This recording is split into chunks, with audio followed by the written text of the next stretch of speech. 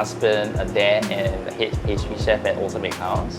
And we met at uni doing chemistry. And my name is Jia Min, and I am a wife, a mom, and I work at Olsen Bakehouse doing everything that you don't see in the shop. You own Olsen Bakehouse. Okay. Yep. Okay, Olsen Bakehouse. We are a family bakery. We specialize in making chiffon cakes. But I think, like both of us, we would like to think that we specialize in sending out cakes for cheer, because we focus a lot on trying to get our cakes to people who are going through a difficult time, and also trying to see how we can find ways to make baking more meaningful. Yeah, so we bake our life stories into cakes, so every cake flavor has a story of its own, like why it's on the menu and how these flavors have influenced us in our lives. Yeah. At the base of it all, we always follow our main values filter that we came up with a couple of years ago in Melbourne. Yep. Sipping wine, and then we pen down all of the things that matter to us. So we have 5: honesty, embrace change, approachable, respect, and thoughtfulness. So whoever we work with and whatever we do, we try to go with, as long as it fits into all 5, then we're cool. Yeah, so we make sure that we follow them every day in our life, personal life, as well as from the bakery. Yeah, and I think then the other part is we are an everyday bakery, because I think people think of cakes as like you have to have it at a celebration, but cakes you can actually just eat any time of the day, any time of the week. Yeah. We were going through this thing and we were thinking, and she just said one word, foolishness. I think how we ignorance. Ignorance. How we used to do everything before. We just like, okay, we think it's a good idea, then we just jump in. We didn't, like I said, we met at uni, right? We were not very close friends. We were just like friends, not close, acquaintance. I know this guy. Yeah. I think his name is Darren. Yeah, and then I think we had more interactions brought together by another friend, mutual friend, and we just quickly started because a friend of mine wanted us to do a full month thing for her kid, baby. Right? Yeah. And so I said, hey, do you want to do this thing together? And then we just, from there, I think we just jumped in and said, okay, let's start this business. And then that's how it was. Yeah. So, yep. I guess we never thought that it would eventually be like a full-time thing, and it would be a business, and we would get married, and it would become a family thing. Yeah, we didn't, like, if you're asking, like, you know, how did we get here? Like, there was no foresight. We didn't expect that it would actually happen. Yeah, I think for him, I asked him before, like, what would you do if this thing fails? So for me, I'm anticipating that it might and probably will fail. But then he's like, oh, I'll still be doing the same thing. Then I'm just like, okay, then I guess we're stuck doing this. I was hoping he would say something else, and then maybe we can try something. But then, yeah, I'm glad we persevered. Yeah. So we had the honor of working with AirAsia many years back, and when we first started, and 7 years ago. Yeah, and we had a very small oven, very small fridge freezer, and they wanted us to do 700 cookies, and they were about this size, and we had to write the word AirAsia in the logo sort of style. So she just like, okay, yes, let's do this thing. And then I'm just like, how do we do this? I have no sense. So if anybody knows me, I have the worst estimate ever. So in my mind, I feel like, okay, it's doable. Like, if they ask us, then we will find a way to deliver it. Yeah. So I guess it was a high, because we worked with that was the first large company that we worked with. But it was such a, I mean, we didn't one sleep, oven, and we still couldn't finish. Yeah, we were late. Yeah. We were late by a couple of hours. Sorry, AirAsia. Thank you for being patient with us.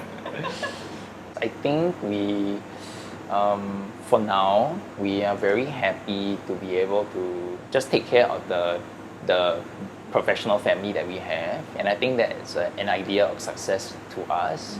Because just having the best team that we have, taking care of them, paying everyone well, and just being comfortable with what we're doing. And I think also flows into our personal life, because we I was just talking to my team the other day. I was asking someone like, oh, how do you determine how like someone is rich?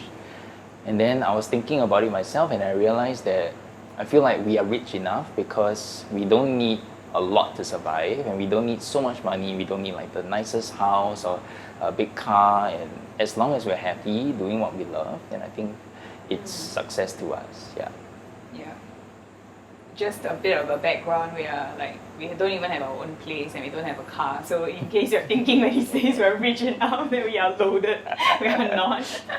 We're just very contented. Yeah, and I think that's very important.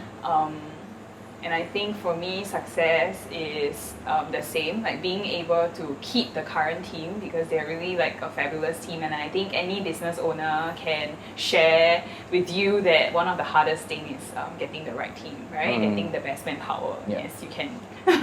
You definitely can relate. So the current team is so good that we really want to just like, a measure of success would be able to keep them happy, chart their growth with us, and be able to pay them well, and so they're able to then take care of their families, because we also got to know their families along the way, and I think it's very important to us that we're able to keep this family space. Yeah.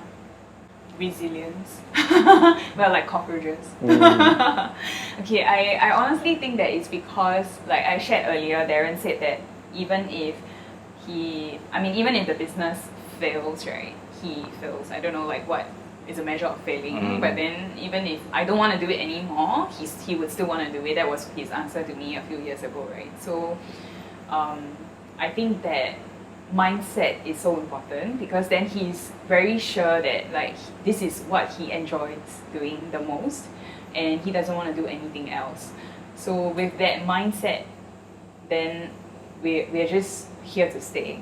So we've been through like really like dark times when like we really don't have money. I have a couple of dollars in the bank. I know it sounds like a very typical like entrepreneur story, but it's really true. And it's really sad also, because you're in your late 20s and then your friend is like getting promotion after promotion, desk jobs, and then you're looking at your bank account and wondering whether you can have dinner with them. So having that resilience to go through those times and being very sure that this is what you want to do. I read this book, Start With Why by Simon Sinek. I think it's important to know your why. So being driven by that why would allow you to survive even like the toughest times, because then you know what you're doing it for. And for us now, there's a much deeper meaning. So the more we develop the business, the more we find our identity and find our reason for doing so. And now it's become so strong that I think we have a lot of reason to continue. Like even when it's really difficult, I think we see meaning in what we're doing, and we will continue to persevere for our team, for our customers. I do think that once we got together, because she had to transition into the same faith, right? And then because of that also, I was like renewed in my faith. And then I think through this whole process, I realized that also keeping faith was a very strong driver, because somehow we always knew that no matter what would happen, we will always be taken care of. And I think that there's this like support that you don't see but you can feel. And also the family support. I think we have very strong family, friend support. So they also helped keep the business alive. At some point, like injecting money, support, like not just that, like the $4 delivery. $4 Both of our delivery. dads were delivering cakes for us. Like customers were saying hi to our dads. And then when we had Lily, like people were giving us stuff, people that we didn't know. So we actually didn't buy anything for Lily. All her clothes were given. She just used a lot of hand-me-down. Like even the cot was given by one of our beloved customers. And I had maternity clothing also was gifted by one of our beloved customers. So we have a very strong community, I guess. The easiest part, I think I love working together with her. We started out as friends, right? So we saw each other every day, and then I really just grew to love her as a person. And so when we got together, when we got married, it wasn't like I had to then separate, because it's our life. there's no separation from the business to personal life, right?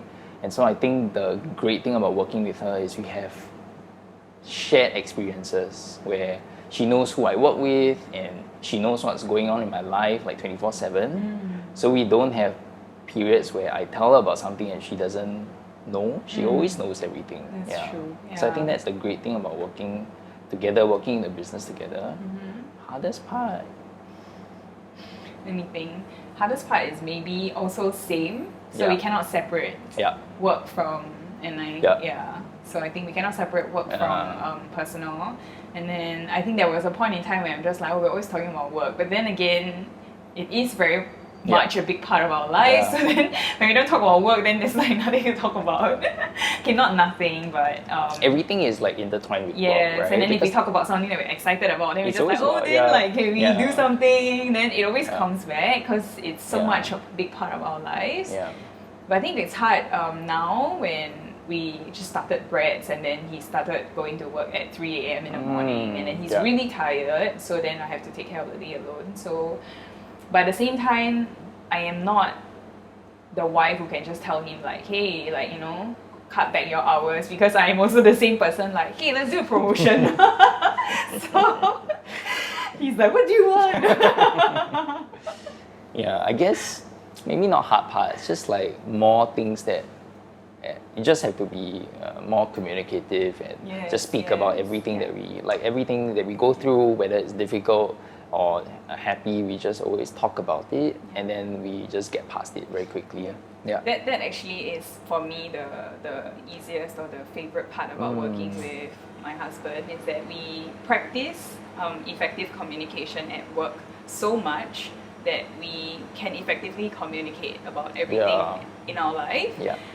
Which sometimes when I look around me and I see couples, I see that they are trying, they're learning, but that process is being, it's like condensed. Like we have to go through. To quickly learn it. Because we 4 years as friends and business partners, and then when we got together, it was a very quick transition. When we got together, and 2 months later, we decided, okay, let's get married, because we already know each other. We communicate very well, and we just get past issues that bother us very quickly. I mean, it took us a long while to get here, because then there was a lot of that practicing. When like there was one time she told me to go and I think I made her so angry. She told me to go and lead my miserable life by myself. And so we had moments like that. Just in case you think it's very rosy. Another one would be like having to move our shop. I think that was also really, really very crazy. Like just overnight, we were told that we have to move, and so like having to scramble to look for a new shop, renovate, and move out. And at the time, when we couldn't just move like that also, because we needed time, so we needed to stay at where we were, even though we were asked to move. So we had to, the condition was that, okay, you can stay, but you have to do food. So overnight, we also had to suddenly do food overnight. It was really crazy because my mom came in, and then her mom cooks very well. My mom cooks very well, and then she's been cooking for like those economic catering, rice type of shop, right? So she knows what she's doing, but it's just crazy because we've never done it. Then we have to help her cook and help her like plate and sell. We made teh O, teh C, all those local drinks, and then we had to cashier. So we had to do those like overnight, right? Maybe in a span of a week or so, like just do that plus our usual cakes. So we will go really early, and then we would, by the end of the day, we're just very tired because we're running around in this like huge space, because we take the order and then do the drinks, portion the food, and then we're inside the kitchen because like her mom needs help. Like there's too many orders, and so we're cooking as well. And then I think another time was the first ever location was in a coffee shop, and it was such a warm space because I mean we're surrounded by food, right? And we were the only cake shop, and I guess bad idea to do cakes. Trying to frost a cake in a coffee shop is a very big challenge. But because the landlord needs us to open until 10 every day, so 10 p.m. we start, I mean cakes are always in the morning, right? So we start at like 8, 9 and then we end at 11, 12 and sometimes even 1 something. So we do that whole like many hours of working in a hot environment. yeah, for a year, and then we would just like before we go home, we would just always go and have supper. So that was horrible because like we put on weight and we were just like not caring about how we look, but we're so I went hungry. to work in my pajamas. Yeah. I remember this. Yeah. I was so tired. I just went in my pajamas. Yeah. So I think many I guess every entrepreneur knows you like put in like so many hours and you don't know whether it's going to change or what's happening, but you just dive into it. So Darren and I, we embarked on a plant-based journey quite a number of years back, around 2016? 17, Around 16, yeah. So it's maybe 5 years ago. So long! Yeah. So since then, we've been trying to see how we can introduce more like plant-based option, whole foods plant-based option in our menu. Basically egg-free and dairy-free. At the time, I think our very first successful one was the banana cake. Yeah. And banana cake is like a staple in many different people's menus across the island. But I think we managed to do it with a lot of bananas, keeping it moist and super yummy despite not having like dairy and eggs. In fact, I think many of our banana cake lovers didn't realize that it is vegan as well. So they were really surprised, that there's very little ingredients in it. So it's one of the things that I ate a lot as well when I first went vegan, because just had like craving for cakes, but it's so hard to find good cakes. And so when we heard that you guys are doing a chocolate sorbet, we're really excited to have it paired with our banana. So just so that we can introduce more plant-based option to our customers. I think beyond like health, it's also great for the environment. So we really hope to introduce more yummy options so that when they eat it, they don't even like think about whether it's vegan or not. They're buying it because they love it and just accidentally helping the environment. I think we also tell, like even before this, we always tell our customers like, hey, this is great if you eat it on its own, but it would be best if you warm it up and have some ice cream together. So I think it was a very easy decision for us to just say like, hey, this thing, let's do it together with the banana cake. Yeah.